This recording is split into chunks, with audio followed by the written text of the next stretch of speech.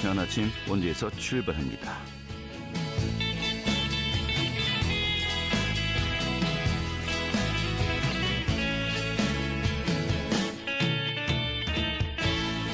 안녕하십니까. 6월 20일 화요일 아침에 인사드리겠습니다. 상쾌한 아침 원주에서 출발합니다. 진행의 한태호입니다. 자, 오늘은 전국 곳곳에 더위를 식혀줄 비 소식이 있습니다. 오늘 지역의 한낮 기온도 27도로 어제보다 6도나 낮겠는데요. 대체로 흐린 가운데 오늘 밤 전국에 비 소식이 있죠. 비량은 10에서 60mm가 될 것으로 보입니다. 이번 비는 내일 오후부터 점차 그치겠습니다만은 또 모레인 목요일엔 중부 내륙에 소나기가 지나겠고요. 자, 또 이번 주 후반으로 갈수록 기온은 오름세를 보이겠습니다. 다시 또 30도 안팎의 여름 더위가 찾아오겠다고 하는데 정말 여름이 시작된 것인가 싶기도 합니다. 자, 오늘 준비한 소식 살펴보도록 하죠. 원주혁신도시와 강원특별자치도의 협업을 통해서 동반 성장의 중요성이 제시되고 있습니다. 또 강원특별자치도의 성장 거점으로 삼아야 한다라는 의견도 제시되었는데요. 오늘 강원연구원 연구위원 연결해서 좀 관련 내용 살펴보도록 하겠습니다. 또 원주시가 도내 최초로 ICT 장비를 활용해서 스마트 경로당을 운영한다고 하죠. 그 현장 다녀왔고요. 또 취재 기자 연결해서 지역 소식도 점검하도록 하죠. 2월 20일 화요일 상쾌한 아침 원주에서 출발하겠습니다.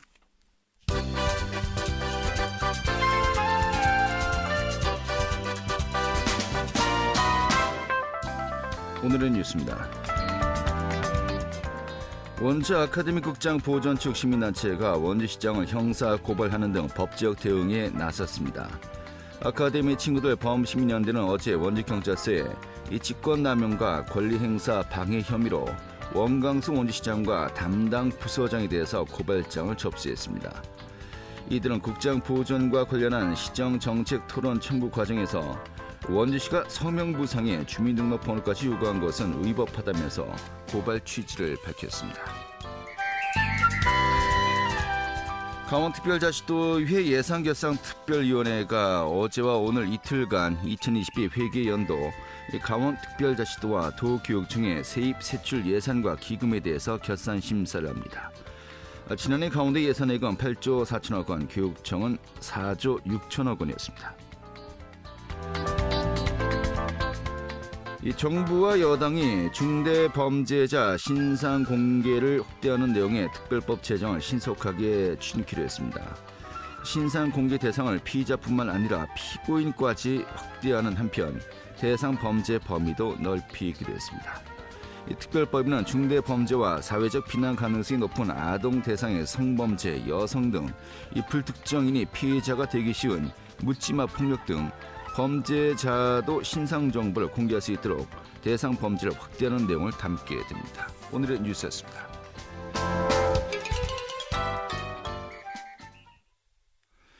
네, 강원특별자치도가 출범하면서 또 원주혁신도시와 또 협업을 통한 동반 성장의 중요성이 제시가 되고 있습니다. 특히 원주혁신도시가 강원특별자치도의 성장 거점으로 자리매김해야 한다라는 또 의견인데요. 오늘 이 내용 최근에 발표한 강원연구원의 조명호 연구위원 연결해서요. 좀 관련된 내용 살펴보도록 하겠습니다. 위원님. 예, 안녕하십니까? 네, 반갑습니다.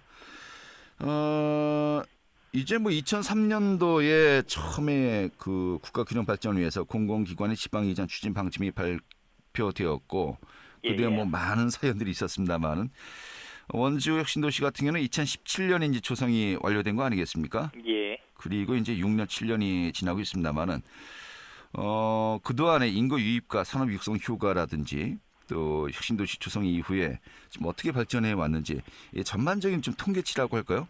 지금 지역의 기여한 성과 어느 정도인지 좀 분석이 가능하겠습니까? 예. 일단 그 정부에서 혁신도시 전국에 있는 혁신도시들과 관련해서는 여러 가지 성과들에 대해서 여러 가지 지표들을 통해서 그 관리를 하고 있습니다. 그래서 통계 지표들이 많이 나오고 있는데요. 네. 여러 가지 측면에서 좀 살펴보면 크게는 일단 그 산업 육성 측면에서 보면은 혁신도시 조성 전후로 해서 지역의 어떤 사업체 수나 종사자 수의 이제 그 변화 추이 이런 부분들을 살펴보게 됩니다. 그러면은 확실히 그 혁신도시 조성을 전후해서 원주시 같은 경우에 다른 지역과 비교했을 때 상당히 이제 산업 종사자 수라든지 그 사업체 수의 이제 증가율이 그 뚜렷하게 높게 나타나고 있는데요. 네. 이 같은 경우에 뭐 원주시 자체 어떤 성장 그 기반 때문이기도 하지만 혁신도시 조성 전후로 비교되는 부분들이 있기 때문에 그 혁신도시 조성의 효과라는 부분이 뭐 어느 정도 이제 나타난다라고 볼 수가 있겠고요. 네. 그다음에 혁신도시 내에 입주하는 이제 기업 수라든지 아니면 종사자 수 이런 부분들도 조사가 되고 있습니다. 이것들도 조성 완료 초기에는 상당히 완만하게 늘어나지만은 이제 최근 들어서는 종사자 수나 이런 부분들이 입주한 기업 수가 뭐 105기업 정도로 2022년에 늘어나게 되고 종사자 수도 한 600명 가량으로 증가하고 있는 그런 상황이라고 할 수가 있겠고요. 네. 그다음에 그 정주 인구 측면에서도 보면은 전출입 그 인구 자료를 봤을 때 전체 그 혁신도시의 인구가 지금 현재 한 26,000명 가량인데 그 중에 한 40% 가량이 이제 외부에서 유입되고 있는 이런 효과들을 볼 수가 있겠고요. 네. 그다음에 혁신도시 이전 공공기관들에서 지역인재들을 채용을 하고 있습니다. 네. 이러한 지역인재 채용 비율 같은 경우에도 보면은 뭐 다른 지역과 비교했을 때 높은 수준을 좀 보이고 있긴 합니다. 다만 이거 같은 경우에는 목표 수치가 좀 작게 잡혀 있기 때문에 비율이 높게 나오긴 하지만 전반적으로 어느 정도 성과를 보이고 있다라고 볼 수가 있겠습니다. 알겠습니다. 자, 공공기관 이전은 물론이고 또 연간 기업들의 입주도 상당히 좀 속도를 내고 있고요. 또 인구 유입도 그러니까 외부에서 26,000명의 한 40% 정도라고 했습니까? 한 10,000명 정도는 외부에서도 유입이 되었다. 여러 가지 또 많은 측면에서 긍정적인 좀 지표가 좀 조사되고 있다라고 지금 말씀하셨습니다만은 자 그렇다면은 지금 이제 그 조성이 완료된 것이 2017년이었고 이 정착기를 거쳐서 이제는 성장기로 접어들었다 이렇게 볼 수 있을까요?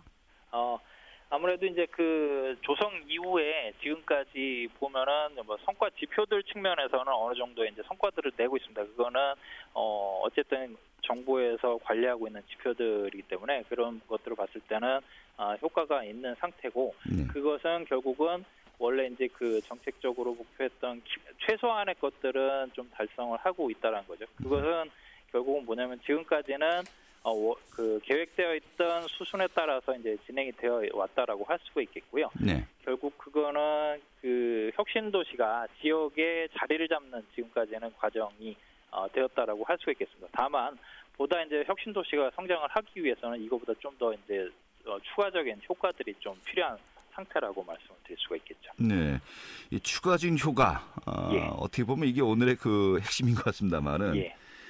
또 연관된 이야기인 것 같습니다. 지난 11일 강원특별자치도가 이제 출범을 했습니다.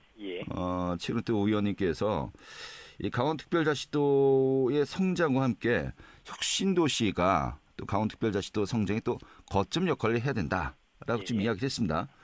이게 어떻게 보면 추가적인 조치와 이제 관련돼 있는 것 같습니다만은 좀 어떤 의미로 이런 또 분석을 했다라고 이제 우리가 이해하면 되겠습니까? 그 일단은 뭐 지역의 혁신도시가 지역의 성장 거점이 돼야 된다는 거는 뭐 제가 얘기한다기보다 누구나 이제 다 이제 그렇게 생각하시는 부분이라고 할 수가 있겠습니다. 네. 이런 거 지금까지 아무래도 혁신도시라는 것은 정부에서 어쨌든 지역 균형 발전 그리고 지역의 성장 거점을 육성하는 데 기본적인 목적이 있었고 거기에 따라서 여러 가지 투자를 해왔고요. 네. 그에 따라서 지금 뭐 혁신도시 이전 공공기관도 어느 정도의 성과를 내고 있고 기업 입주도 이제 어느 정도 성과를 내고 있는 상황이긴 하지만 지금 이런 것들이 결국은 각각 그러니까 이전 공공기관은 이전 공공기관대로의 성과를 내고 있는 상태고 그다음에 입주한 기업이라든지 아니면 지역에 있는 기업들도 그냥 개별적인 어떤 성과를 내고 있는 그런 상태라고 할 수가 있겠습니다. 이게 이제 아까 말씀드렸듯이 그냥 어쨌든 혁신도시가 자리를 잡고 있는 그런 단계였다라고 할 수 있다면 이후의 성장을 위해서는 이러한 그 이전 공공기관과 지역의 기업 그리고 혁신도시와 모두신 원주시가 어떤 화학적인 결합을 통해서 시너지 효과를 낼 필요가 있다라고 볼 수가 있겠고요. 네. 그러기 위해서는 이전 공공기관과 입주 기업 사이에도 여러 가지 그 협력 관계 구축이라든지 이런 것들이 이제 필요한 상황이라고 말씀드릴 수가 있겠습니다. 알겠습니다. 어떻게 보면은 뭐 기업체가 이제 뭐 100여 개 이상 들어왔다. 이제 우리가 양에만 집중했다라고 한다면 이제 질 예. 어느 정도의 수준인지 또 어떤 그 사업을 하고 있는지 우리가 꼼꼼하게 살펴볼 때가 되었고요. 또 결국 이제 그 우리 지역의 여러 가지 산업과 연계된 특성화 또 지금 말씀하신 협업, 또 유기적 연계성 등도 우리가 고려해야 되는 거 아니겠습니까? 이런 것들이 다 이제 갖춰진 다음에 화학적인 결합이 가능하겠습니다만은 지금 현재까지는 그런 부분이 좀 아직은 부족하다 이렇게 보고 계신 겁니까? 예, 아무래도 아직까지는 좀 부족한 부분이라고 할 수가 있겠습니다. 예를 들어서 이제 그 입주해 온 기업들 같은 경우에도 보면은 실질적으로 혁신도시의 이전 공공기관과 어떤 관계를 가지고 있는 기업들 같은 경우에는 전체 기업의 한 20% 정도 가량이 지금 현재는 되고 있는 상태이고요. 네. 지금 지역 혁신 클러스터라고 해서 혁신 도시를 중심으로 해서 그 주변 반경 일정 거리에 있는 지역들에 대해서 R&D에 대해서 국가에서 투자를 해주는 그런 사업이 있습니다. 이런 네. 것들 같은 경우에도 보면은 기본적으로는 이전 공공기관과 지역 기업의 이제 협력 사업 이런 부분들에 좀 중점을 둬야지 되는 상황이지만 지금 현재까지는 지역에 있는 기업들의 어떤 R&D에 대한 투자의 중점이 있었고요. 지금 현재 이후에 계획 같은 경우에는 결국은 이전 공공기관과 기업 간의 협업과 R&D 공동 협업에 대한 어떤 투자 이런 부분에 방점을 두고 있는 그런 상황이라고 볼 수 있겠습니다. 알겠습니다.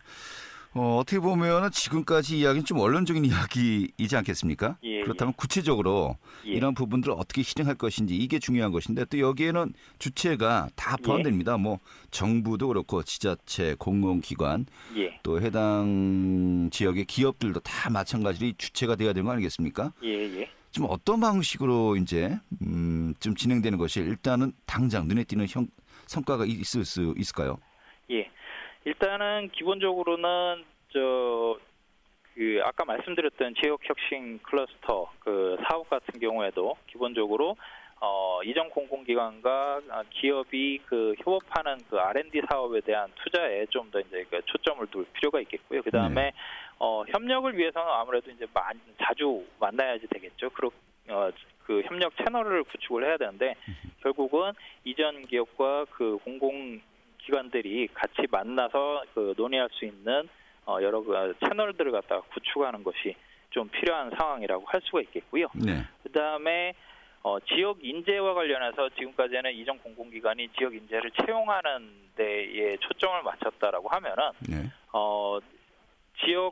이전 공공기관뿐만이 아니라 지역에 입주한 그 이전 기업들에서 필요로 하는 인력을 그 양성하기 위한 여러 프로그램들에 대해서도 이전 공공기관이나 아니면 지자체 차원에서 여러 가지 프로그램이나 투자들을 진행을 해 나갈 필요가 있을 것으로 생각이 됩니다. 알겠습니다. 이 지역인재 육성도 그렇습니다. 어떻게 보면 정부에서 정한 일정 선까지만 지키는데 정말 급급하지 않았습니까? 예, 아무래도 지금은 성과 관리에 이제 주로 이제 초점을 맞추고 있었다라고 할 수가 있겠습니다. 예, 그 이상으로 어떻게 보면 그 지역의 또 학교들과 연계해서 이 공공기관의 또 각 기업의 맞춤형 인재 육성이 되어서 정말 그 정부에서 정한 그 상한 한선보다 훨씬 더 많은 인재들이 또 이제 그 혁신도시에서 일할 수 있다는 자체 그런 그 시스템 조성이 굉장히 또 중요하지 않을까라는 또 생각도 들기도 하고요. 예, 맞습니다. 말씀 주신 것처럼 이전에 지금 혁신도시 발전 계획이라고 하는 게 있습니다. 거기에서 이제 지역 인재 양성과 관련된 부분을 보면 보통 이전 공공기관 맞춤형 인재 육성을 그 전에는 이제 그 목표로 삼았다라고 하면은 이후에는 이전 공공기관뿐이 아니라 지역에 있는 여러 기업들이 필요로 하는 인재들을 육성하는 데 좀 초점을 맞출 필요가 있겠고요. 그러려면은 지역 대학의 학생들이 필요로 하는 어떤 그 프로그램들을 갖다가 계속 개발해서 투자해 나갈 필요가 있다라고 할 수가 있겠습니다. 알겠습니다. 오늘 좋은 말씀 잘 들었고요.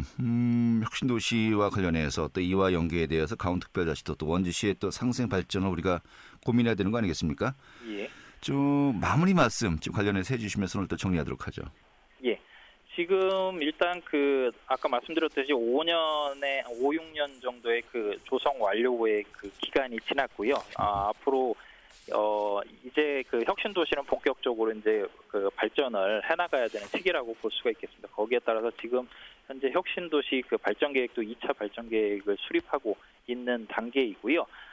이후에는 이 혁신 도시가 단순히 그 혁신 도시 내에서의 발전만이 아니라 모도시인 원주시 그리고 그 주변에 이제 강원 특별자치도 전체와의 이제 그 화학적인 결합이 이제 필요한 시기라고 할 수가 있겠고요. 그런 부분에 있어서 원주시나 이전 공공기관뿐만이 아니라 그 혁신 도시와 관련된 여러 이제 주체들의 이제 협력이 필요한 상황이라고 말씀드릴 수 있겠습니다. 알겠습니다. 이게 좀 약간 헤드쿼터도 있어야 될 것 같은데. 예. 이 부분도 그게 좀 쉽지 않은 부분이. 예, 이게 제일 중요한 또 과제인 것 같습니다. 예. 강원도가 지시할 수도 없는 거고. 예. 여러 주체들이 관련되다 보니까요. 예, 그래. 알겠습니다. 오늘 이렇게 정리하겠습니다. 고맙습니다. 예. 네, 강원연구원의 조명호 연구위원이었습니다. 알찬 정보, 생생한 현장의 소식을 전해드립니다. 리포터 현장.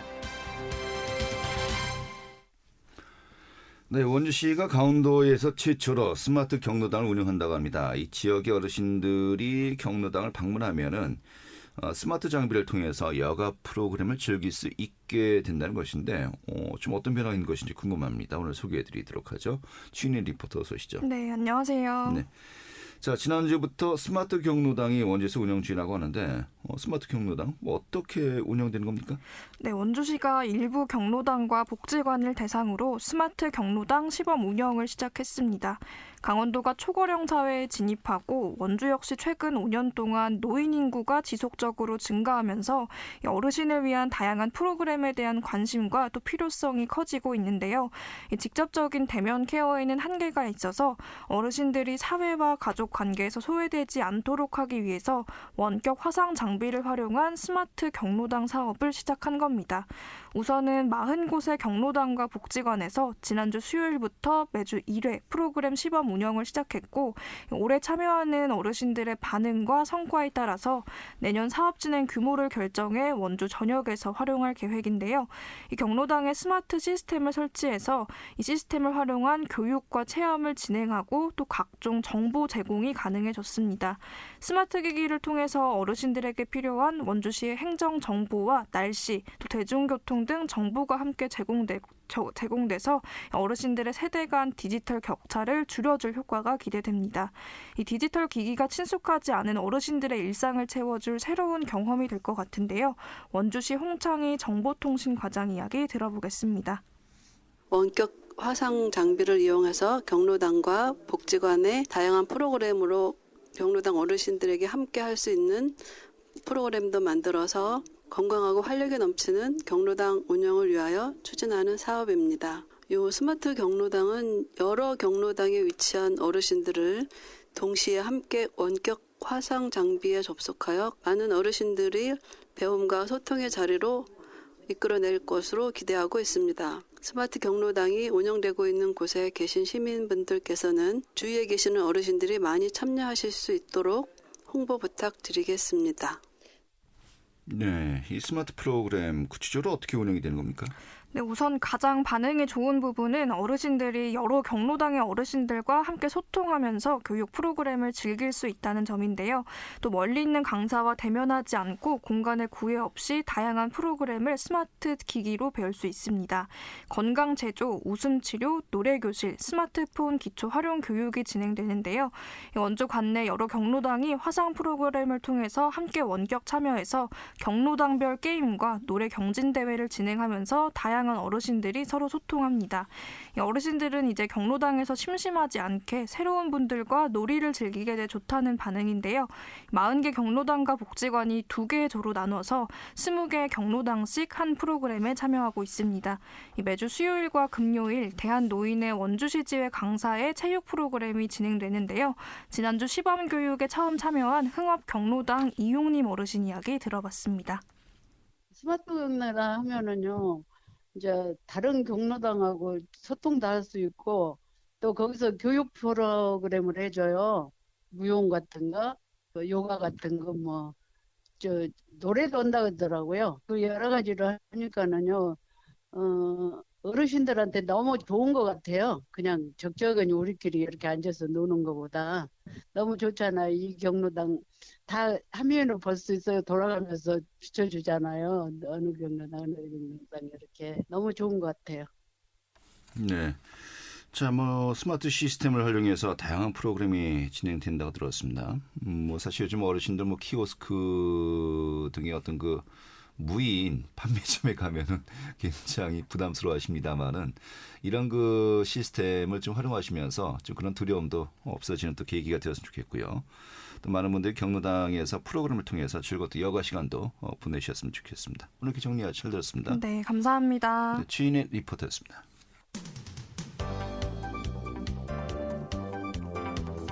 생생한 현장, 유익한 생활 정보를 전해드리겠습니다. KBS 원주라디오 상쾌한 아침 원주에서 출발합니다를 함께하고 있습니다. 네, 지금 시각이 8시 52분이고요. KBS 원주방송국의 상쾌한 아침 원주에서 출발합니다. 함께하고 계십니다. 자, 취재 기자 연결해서요. 지역 소식 살펴보도록 하겠습니다. 강원일보의 권순창 기자 연결하죠. 여보세요? 네, 안녕하세요. 예, 반갑습니다. 오늘 첫 번째 소식입니다만은 이거 올 것이 왔나라는 느낌이 들기도 하고요. 네. 정부 측 문화체육관광부가 원주 법정문화도시 사업의 취소 가능성을 명시했다고요? 네, 문화체육관광부가 원주 법정문화도시 사업에 대한 지정 취소 가능성을 공문에 명시한 것으로 드러났습니다. 강원도가 원주시의 해시나 원주 문화도시 사업계 변경 승인 요청 공문에 따르면 문체부는 사업 주체 변경 등 원주시의 사업계 변경안을 조건부로 승인했습니다. 일단 원주시는 올해 문화도시 사업 예산으로 국비 30억 원을 확보했습니다. 그러나 문체부는 여건에 따라 문화도시 지정 취소를 검토할 수 있다는 단서를 달았습니다. 문체부는 변경되지 않은 기존 모든 사업을 예정대로 이행할 것과 신규 변경된 사업에 대해 분기별로 보고해야 한다는 조건을 명시했습니다. 이어 불성실하게 응할 경우 지정 취소를 검토한다고 강조했습니다. 특히 원주시가 법정문화도시 사업을 주관한 원주 창의문화도시 지원센터에 대해 내부 거래 등 문제가 있다고 판단한 2020에서 2022년 집행점검 결과에 대한 보고도 함께 요청했습니다. 법정문화도시 추진 주체가 바뀐 배경을 들여다보겠다는 의도로 풀이됩니다. 지난 13일 열린 시의 문화도시위원회의 행정사무감사에서도 이 문제가 집중 거론됐습니다. 손준기 의원은 이례적으로 문체부가 적법한 절차와 내용에 의거해 사업을 추진하지 않을 시 지역문화진흥법에 따라 문화도시의 지정 취소를 검토할 수 있다고 밝혔다며 만일 이 경우 원주시는 어떤 책임을 져야 하는가라고 따져 물었습니다. 이에 대해 남기조 원주시 문화예술과장은 법정문화도시 지정 취소와 같은 사태가 발생되지 않도록 최선을 다하겠다. 그런 사태가 발생될 경우 책임질 것이라고 해명했습니다. 또 문화도시 전반에 걸친 문제점에 대해 감사가 진행 중이라고 덧붙였습니다. 네, 알겠습니다. 한마디로 법정문화도시 사업과 관련해서 이제 정부 지원이 이루어지는데 왜 정부의 약속한 대로 사업이 진행되지 않느냐라는 부분을 지적한 거 아니겠습니까? 네. 좀 문화사업과 관련된 또 비슷한 케이스, 다른 듯 같으면서 다른 것이 또 아카데미 극장 존립을 둘러싼 갈등이 아닌가 싶습니다만은 이게 또 그 리모델링 비용도 정부 측에서 30억 원 이상을 지원하기로 했었습니다만은 그럼에도 불구하고 철거하게 되면 또 반납을 해야 되는 상황 아니겠습니까? 네. 자, 이런 가운데 아카데미 극장 보존을 주장하는 아카데미 친구들 측이 원광수 원주시장을 또 고발했군요. 네, 아카데미의 친구들 범시민연대는 어제 원광수 원주시장과 문화예술과장을 직권남용 및 권리행사 방해죄 혐의로 검찰에 고발했습니다. 지난 3월 아카데미의 친구들이 청구한 시정정책 토론을 원주시가 반려하는 과정에서 서명부 주민등록번호 보완을 요청했고 이는 개인정보보호법에 어긋난다는 이유에서입니다. 원시민연대는 이날 고발장 제출에 앞서 원주시청 브리핑룸에서 가진 기자회견에서 원 시장과 문화예술과장은 법령상 근거 없이 시민에게 주민등록번호 및 등록기준지 주소를 요청, 직권을 남용해 의무 없는 일을 하게 하고 시정정책 토론회 개최를 허용하지 않은 바 권리행사를 방해했다고 주장했습니다. 이어 국민권익위원회와 개인정보보호위원회로부터 주민등록번호 제출 요구가 부당하다는 의결과 답변을 받았다며 대화 토론을 외면한 결과가 정책 토론을 정치 갈등으로 변질시켰다고 비난했습니다. 이들은 또 원주의 허위 사실을 담은 전단지가 지역에 유포돼 증거를 수집 중이라며 아카데미의 친구들의 명예를 훼손하는 일에 대해서도 법적 대응에 나서겠다고 했습니다. 네, 알겠습니다. 자, 아무튼 문화사업과 관련해서 정부 차원의 지정 취소 가능성을 제기하기도 하고요. 또 형사 고발 조치까지도 이어지고 있습니다. 이 문화와 관련된 이 시정이 자꾸 좀 갈등을 유발시키는 촉매제가 되고 있는 것 같은데 좀 상당히 좀 안타깝군요. 알겠습니다. 이렇게 정리 잘 들었습니다. 네, 감사합니다. 네, 강원일보의 권순창 기자였고요. 자, 6월 20일 화요일에 함께했던 상쾌한 아침 원에서 출발합니다. 오늘은 여기에서 정리하겠습니다. 고맙습니다.